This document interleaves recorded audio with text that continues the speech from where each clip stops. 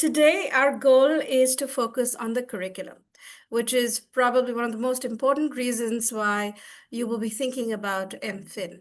And now, for all of you, you're at a stage where you're probably in your senior or junior year in undergrad, or you're working and you've been in the market for a few years and you're thinking about coming back to some of the fundamentals about the program. Or you're just curious. You're exploring an MBA. We're thinking about an MFIn. So you're at the right place to learn more about our curriculum today. Obviously, a Master of Finance program is a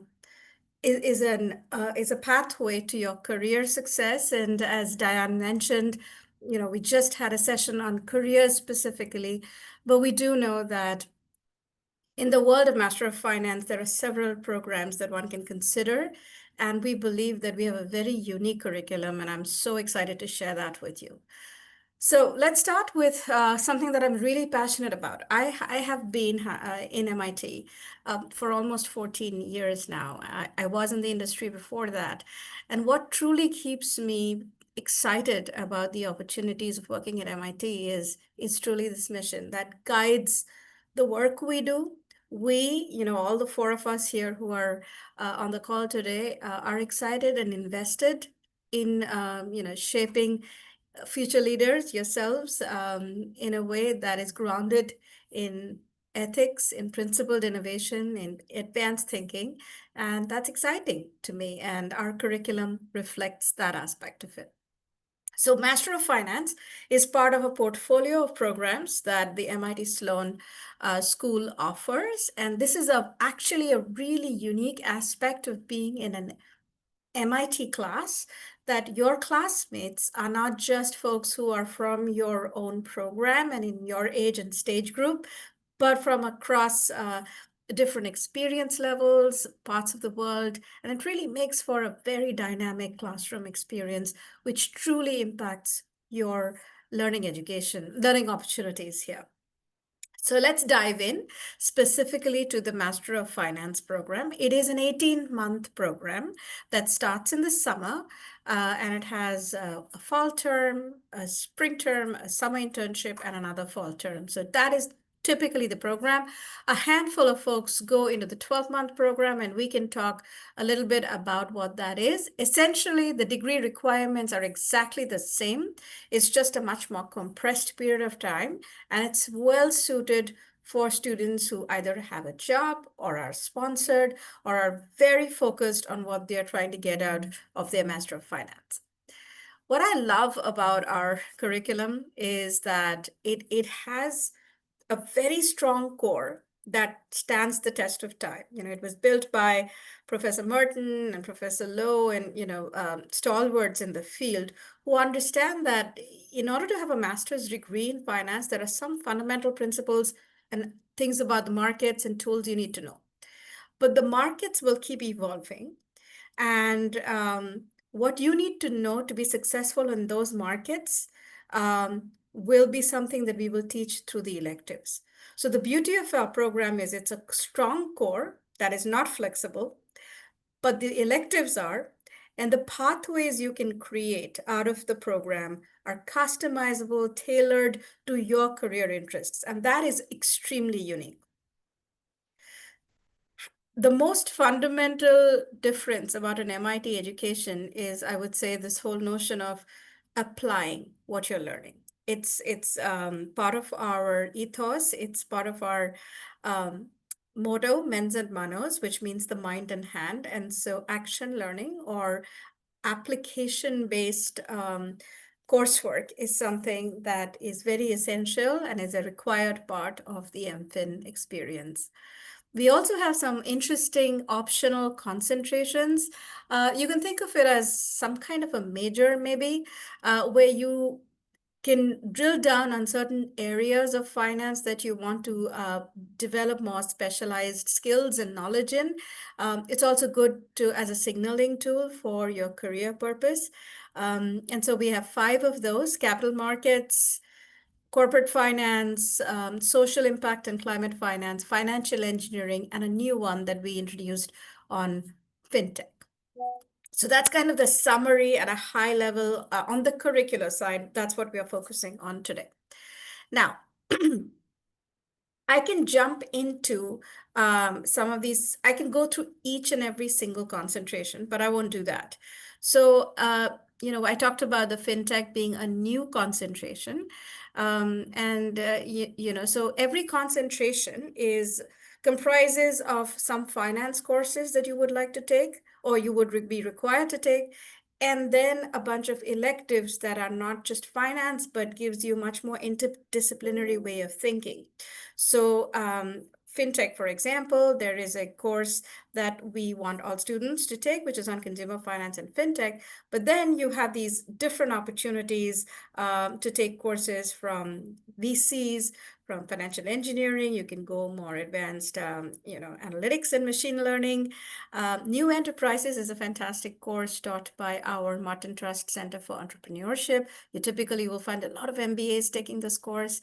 FinTech Ventures, product design. Again, in product design, you will actually see these are mostly digital products that people are working on, but you will also see people from other degree programs like, product from sort of undergrad, from PhD students as well. So it's very exciting to be in this sort of interdisciplinary space where you are focusing on something, you are developing advanced skill sets, but you're also getting to take classes from across Sloan courses as well as courses across MIT. So let's look at another one, financial engineering. We have a very significant number, sometimes half the class is looking at financial engineering. And we've got a very robust selection of courses. This is starting with your core, right? I mean, even in the core, we teach we have two coursework, one in financial mathematics, and the other one in financial analytics. And there are two versions of that. There is a regular version and an advanced version. If you are someone who wants to pursue financial engineering, maybe you're thinking about hedge funds, quant trading, prop shops, as your future careers, or even asset management, investment management. I often see our students venture into the financial engineering world. So you would be taking these kind of courses. And then again, there are, as you see, there are very advanced finance electives for you to choose from. And then you can take courses beyond that. The machine learning and AI courses listed over here, some of them are taught by our finance faculty. Some are taught at Sloan level, and then there are some that you're taking courses at computer science and electrical engineering or at physics or math, and a glimpse of those courses are listed over here. So it's really exciting opportunity for you to develop capabilities, not only through core and fundamental courses, but newer application-based courses, project-based courses, and then sitting in classrooms where you're working with MBAs and PhDs, and then undergrads and graduate students from across the campus. It's very vibrant. So I'm not going to go through every single concentration because there's climate action work that our students do. There is corporate finance, but what I wanted to highlight about students who are interested in climate and sustainable finance is, again, not only are they taking these finance courses, but they get the opportunity to work with energy initiatives at MIT.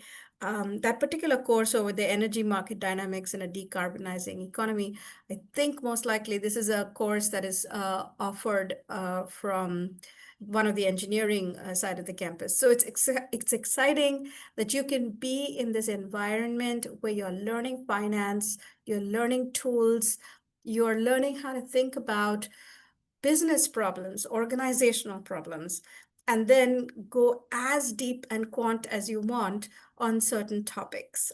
So that's just fascinating. So I thought what I'll do, because I definitely want to go into questions that you may have.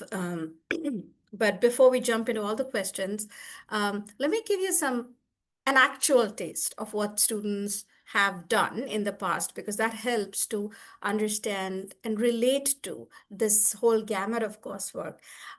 Incidentally, I mean, we did a study once to look at how many possible electives or variety of electives have our students taken, and it's from across 800 electives. And again, I'll caveat that by saying there's not 800 electives in finance. Absolutely not.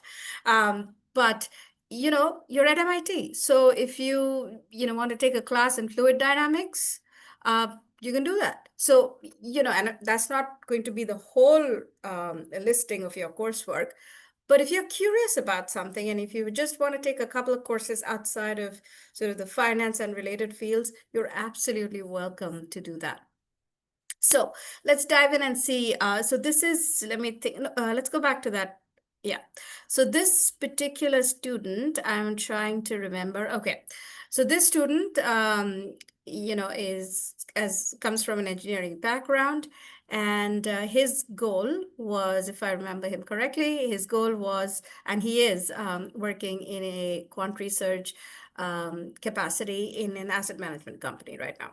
And he had a very solid engineering background, and he wanted to kind of maximize as much finance as he can do in his 2 years over here. In fact, if I remember some of our conversations, he said, he was actually working in the industry for a couple of years, and his goal for coming back to doing a Master of Finance was actually to strengthen his knowledge in finance fundamentals and core and knowledge of markets. Because he said, I felt that if I really want to commit to a career in this field, I want to strengthen my understanding of finance. So the courses you see listed over here are not core courses. Core courses everyone has to take. So here are some additional courses that he took, some electives that he took. The first one that he took in the first fall, it's about understanding financial statements. And the other one is about making decisions. And he's right now in an asset management company, so obviously there's a lot of kind of that strategic thinking when you're using quant research into asset allocation.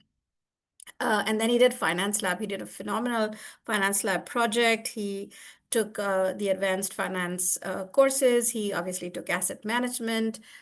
Any investor is obviously going to learn a little bit about crypto and blockchain. And so he took the crypto course, some derivatives, not surprisingly. Being a good investor, you want to learn about global economics and the implications of that. So that's how he kind of designed his coursework.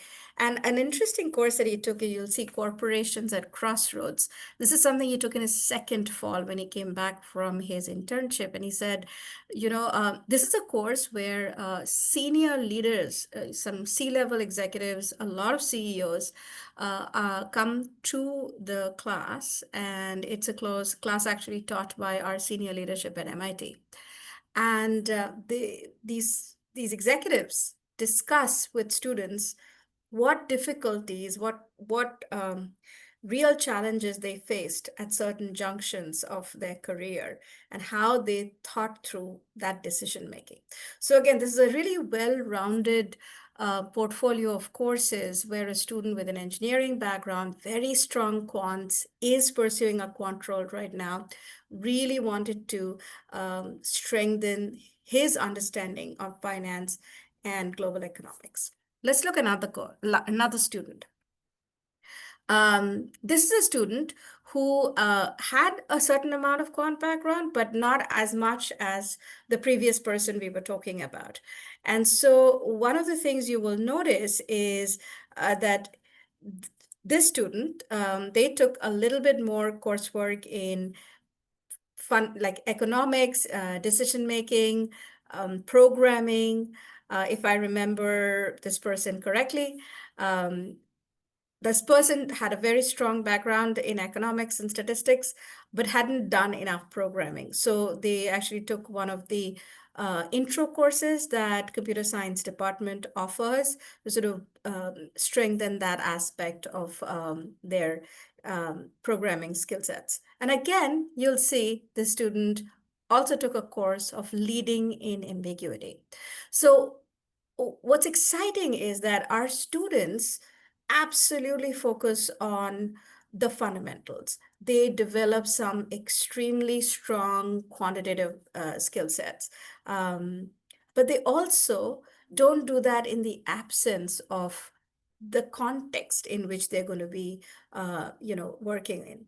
So all of them, we train our students to think about not just your first job, not just that, I'm going to make this crazy model and just geek out on it. Of course, you can do that.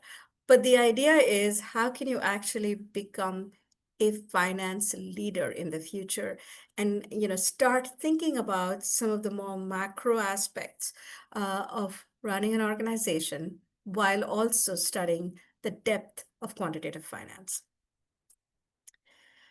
Do we have another example, Rachel?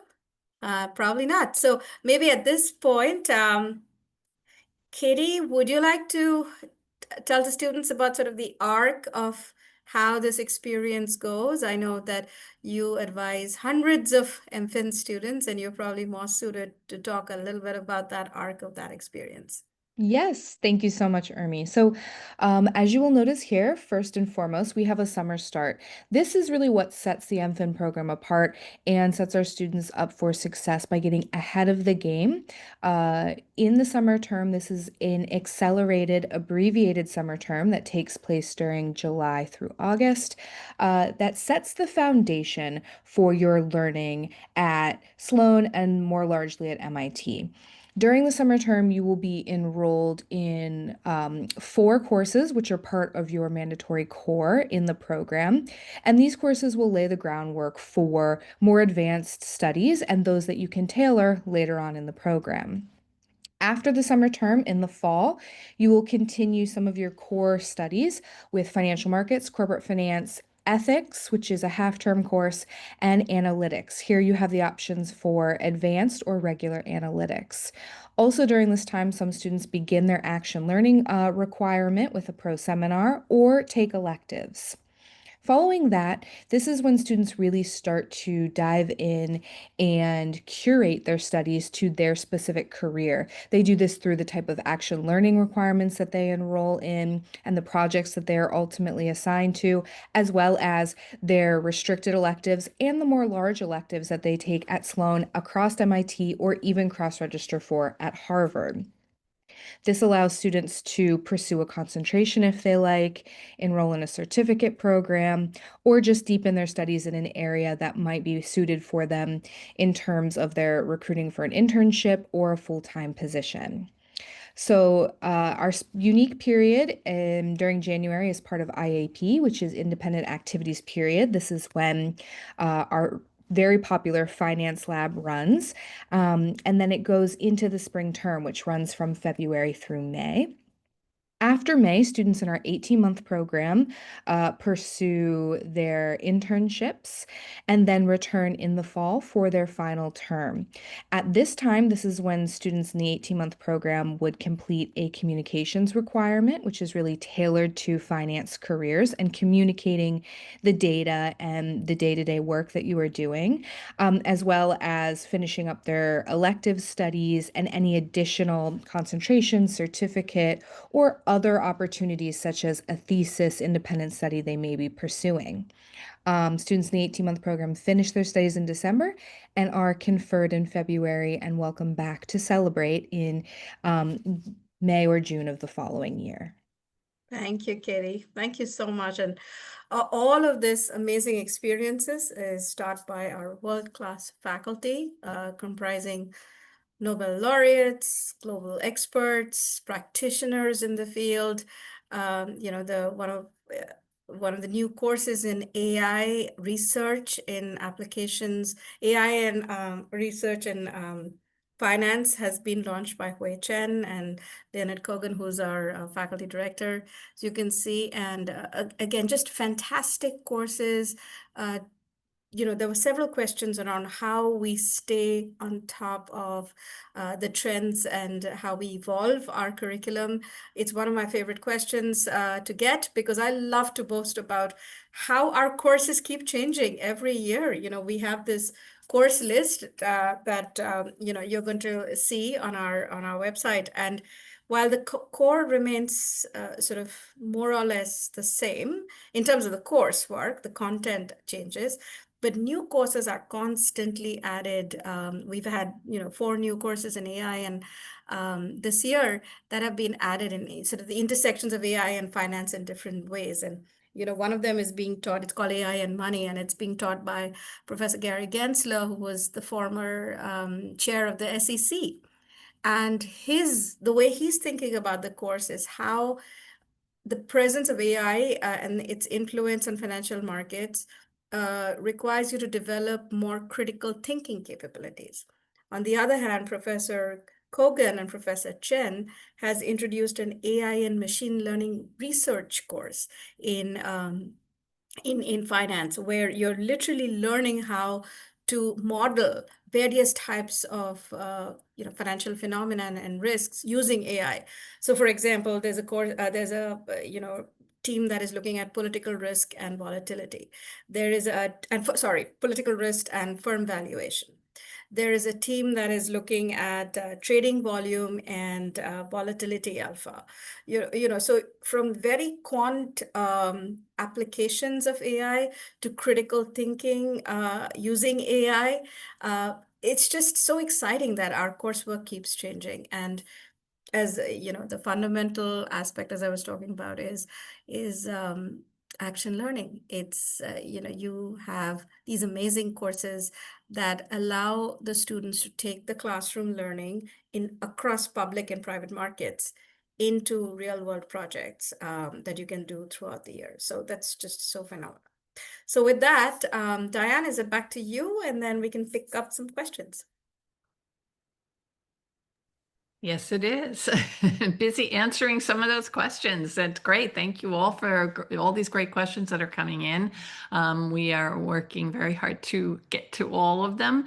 But I know that for many of you, hopefully this has inspired you even further in hearing about the amazing courses and learnings that you'll be able to get, our faculty, all the academic resources that are also provided to our students, both one-on-one as well as collectively. There are many opportunities for you to really sit down and say, this is my plan, these are the skills or the gaps where I really think for me to be able to launch a career in finance is going to make sense. And to have those conversations, with Ermi's team is really an important part, an aspect of what we offer, in addition to, of course, our career services and those advisors.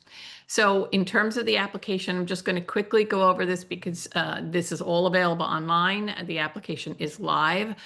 First and foremost, let me just say that you can apply to multiple programs at MIT. There's absolutely no negative inference if you choose to do so. The other thing I will mention is we do not have rolling admissions. So as you can see, the deadline to apply is the 5th of January, 2026, and that's for anyone who's planning or intends to enroll in July of 2026. We, as a policy in terms of a standard, you should only be applying if you intend to enroll next year. That's something that is really important to think about. If you're not ready, that's fine. Then you may want to wait until a time such that you feel more comfortable and ready to take on the Master of Finance program. It goes by so quickly. And as you can see from everything that you've heard from Ermi and Katie, it is really chock full of lots of information and skills that you're going to need to get through. So in terms of the application components, and these are not listed in any particular order other than just alphabetically, so every component of our application is important. It's a little bit of a cliche, but our admissions process is very holistic. We are looking at everything. And I will also say that up front, if you look at our class profile, which is available online, and perhaps Rachel will be able to put the link in that in the chat, in the Q&A, for you to be able to see it. They come from multiple disciplines and backgrounds. To quote one of our faculty, you don't necessarily need to come with a lot of finance coursework as an undergrad, or if you've already earned a master's degree or advanced degree. We can teach you finance. What we're really seeking are individuals who have the academic strength, the problem solving and analytical skills, who have a passion and understanding of what it might be like to pursue the field of finance. This isn't a pre-professional or early career program. Many of our students are coming directly from university. So you'll see all that information is available on our website. These are all the application components. So obviously we're going to be looking at academic transcripts, looking at what courses you've taken. Are some of those courses more, substantive and quantitative in nature? It could be from many different disciplines: engineering, physics, other sciences, or other coursework that you've done, econometrics. We are offering, if you'd like to submit the GMAT or GRE, they are acceptable, but they are optional. So it's really your decision and your call if you believe that providing those test scores are really going to help us on the admissions committee to get a better sense of your academic strength.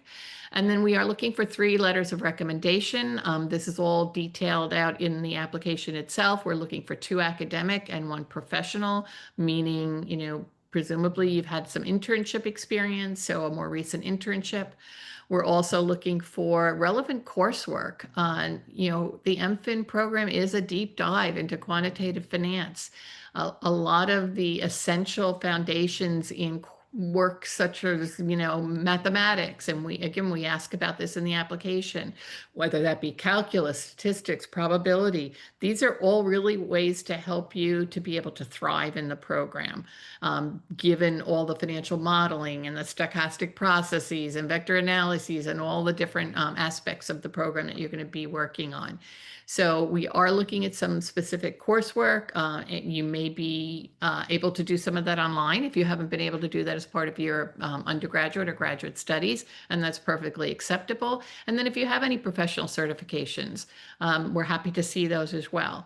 A resume, very specific instructions on what that should look like and how to put that in place. As well as some short answer questions. You'll see all of that. Some of them are just, a little bit more about you. And then we have a couple of video questions.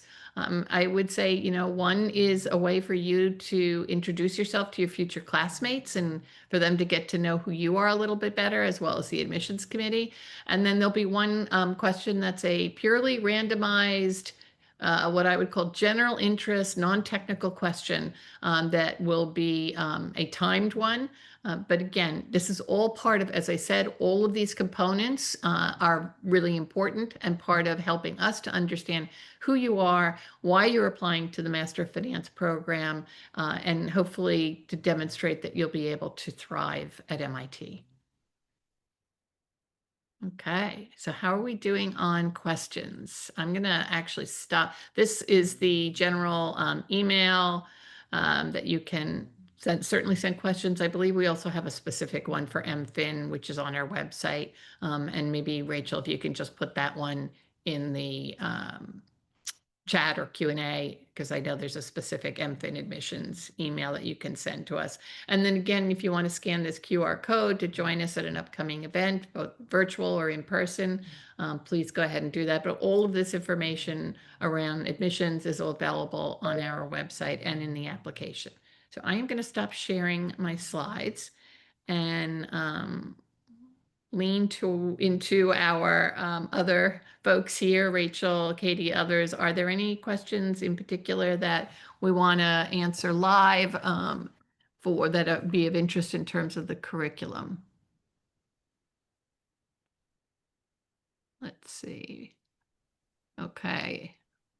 Hi, Diane. Yes, I'm happy to share from both the questions that came up today as well as questions that were submitted prior to the session. There were several questions around concentrations, if you must do one, and if you can pursue more than one. So I just want to clarify that concentrations are optional. Yes, more than half of our students do end up pursuing at least one concentration, specifically because these are to help you position yourself within the job market and show how you've tailored your studies specifically to your desired career path. However, they are not mandatory. And yes, you can choose more than one. I think in recent years, we've had some students do as many as 3 concentrations. All this requires is your flexibility and dedication and working closely with your program advisor. Okay, great. Someone is asking about venture. He's interested or she is interested in venture capital post-graduation. Any suggestions on concentration in the program for following that career path? Yeah. So, before I answer that question, I want to just, piggyback on what Katie just mentioned. The concentrations and the design of the program in general, the MFIn program, the design of the program in general, is to help you support your pathway, and as long as it's related to finance and related spaces. So we are not, we have done a study about our curriculum, looked at other curriculums, and what's very exciting and unique is that we have a whole span of coursework, and our students going into a whole array of careers that span from the highly quantitative, rigorous mathematical work to the behavioral finance and economics and sort of the consumer aspects of finance as well. So it's we have students who go into investment banking and private equity and venture capital. We've got folks who go into traditional, financial fields like asset management, investment management, those who go into prop shops, quant trading, quant research. We also have people who are looking into fintech opportunities, from being in product design to actually fintech in, ventures. Real estate. We have a couple of folks who go into real estate as well. So really, it's when you think about why should I come to MIT, think of, do you have a passion and an interest in finance that you want to explore? Do you want to strengthen your quant skills while also expanding your worldview? Do you want to strengthen your network? Do you want to be a part of an institute like MIT, where not just take courses within a business school, but within an engineering school and a science school? So it's that holistic way of thinking is what makes it so exciting. And our advisors like Katie and others will help you sort of cater and design a pathway that makes you successful. So your question, one of the questions was on, venture capital. Absolutely. We've had, I will say that VC as a field is tougher to break into straight out of an MFIN, because they don't hire a lot of people in general. But you can start your journey here. We have fantastic courses that are specifically VC focused, actually, but also in general, the fintech concentration is a phenomenal concentration to be part of, because you also build your cohort of like-minded peers. And then you can be part of the VC club at MIT Sloan and take other coursework at our Martin Trust Center, which helps you not only develop the understanding of finance, but understanding of early stage ventures and how to kind of help them scale, how to help them build their momentum. And so it's really an exciting field to be in. We do have a couple of people going into VCs every year. Great. What else, Diane? So we have another question about, in addition to the core modules for the 18-month program, how many electives can you take? I know this is always what's the course load that anyone can really take, and from different concentrations even? So I'm going to punt this question to Katie, but I will just say this: everything is dependent on your goal, your career goal, your academic learning goal, and how you want to, and how much other stuff is going on in your life. Are you someone who has a job already, and therefore, you have more time to take even more rigorous coursework? It's really a balance of many things. And at what point of time, sometimes we have people taking less coursework in their first fall besides the core courses. And then you see the second fall, they're taking a lot of courses in spring. But Katie, any specific sort of average you see when you're advising your students? Yeah, I would say, the summer is lock set for you. So that's really the only term that we enroll you, and you have a set number of courses. After that, it's totally up to you, your goals, and your ability. So I would say on average in the first fall term, we see students take 4 to 5 classes, and then they only increase from there typically. Of course, for students in the 12-month program, that's much higher. In terms of the degree requirements. So you have restricted electives. We ask you to take at least 4 of these. If you are pursuing a concentration, you will likely take more than 4, usually around 6. However, beyond that, you are able to enroll in any Sloan courses, MIT courses. So it's very common to see students, as Ermi mentioned, taking higher level economics, finance, computer science courses, as well as cross-registering. Many students choose to, in future terms, be it spring or second fall, cross-register at Harvard. They often do so for leadership courses, maybe some niche negotiation courses to supplement their finance studies as they think towards long-term management roles as they progress. I think one of the many benefits of the program is this ability to understand what your recruiting cycle looks like, supplement that with classes that really matter in real time. So, what do you need at this point in time in recruiting, and what will you need for your future internship or job, and tailor your schedule to that? Thank you, Katie. You mentioned the negotiation class, which I think is really important for me to mention. We have every year a good handful of students going into investment banking. And for those students, they are taking obviously corporate finance, advanced corporate finance. They're taking, valuation courses, but they're also encouraged, and many of them take courses in negotiations, in law, in organizational management, in decision making. So, these are all very, interesting ways of thinking about expanding your skill set, not just from a quantitative perspective, but a holistic perspective and interdisciplinary perspective.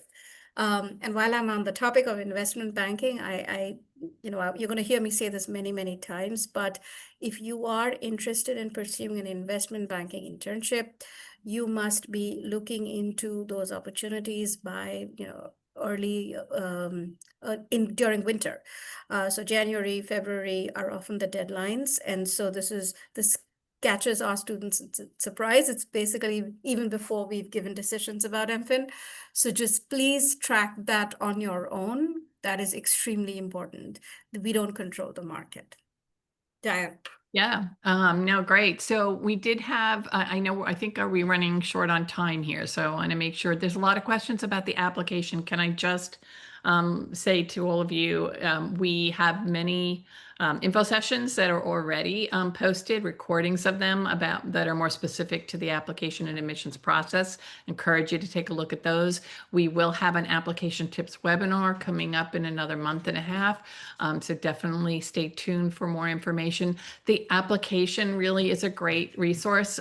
We have a lot of details and instructions, and it's very, for the most part, should be pretty clear about what we're looking for and what's required. So please just read through those, but we are here to help.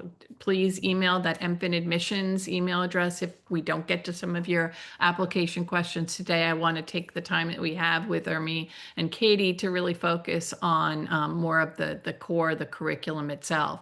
So I think maybe as a closing question, there is one about what are the common traits you see among the most successful students in the program? Thank you for asking that, and I'm sure Diane will say more in future sessions. But honestly, curiosity. If you are coming to MIT, we're looking for someone who's really curious to expand their worldview, expand the way they think, to somebody who's excited to participate in a community and build a network. If your only goal is to get a job, I wouldn't say this is the right place for you. You will get a job. That's not the point. But that's a very narrow way of thinking about the MFIN experience. The Master of Finance at MIT is is a very holistic experience. And you can go as deep as you want academically and build incredible proficiencies in tools, markets, knowledge that you didn't have before.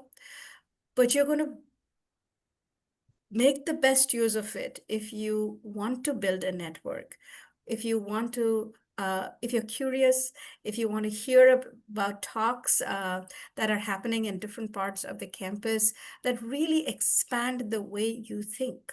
Because what we see is the people who make a difference in the market after graduating from our program are the people who are able to be original thinkers, problem solvers, with the tools of finance, but they go beyond the call of duty. And that's what we are trying to look for as we look at your, as we look at your applications. I know that was supposed to be the last question, but I did see a lot of questions around in the past around sort of give us some examples of some actual learning work that we do or applied work we do. So I'll just give one example or two examples just to help you understand how expansive your worldview can become. FinLab, for example, or the research course, they allow students to work both in private and public markets. One AI-based application that our students are working on is to identify how political risk influences firm valuation. That's one work they're doing. It's a research paper that they're working with 3 of our faculty members. There's a team working on that. There's another team that is looking at the inclusion of gold, crypto, commodities, real estate and how that is enhancing asset allocation. They're trying to hedge against inflation. They're trying to reduce portfolio volatility. They're looking at long-term growth. So that's a very different type of an application that folks are looking at. There's another team that worked on long-term, sustainable housing. So, and then of course there's a whole bunch of folks who are working on pitch decks, valuation models. So it's really a very exciting, vibrant place where you learn with amazing like-minded peers, but then you go into a world where you have so many people from different backgrounds, different parts of the world taking classes with you. You have very foundational courses, very advanced courses, critical thinking courses, teamwork, a place that is passionate about problem solving and about making the world a better place. That's what's MIT about. And so you have to be excited about that vision and come here for that purpose.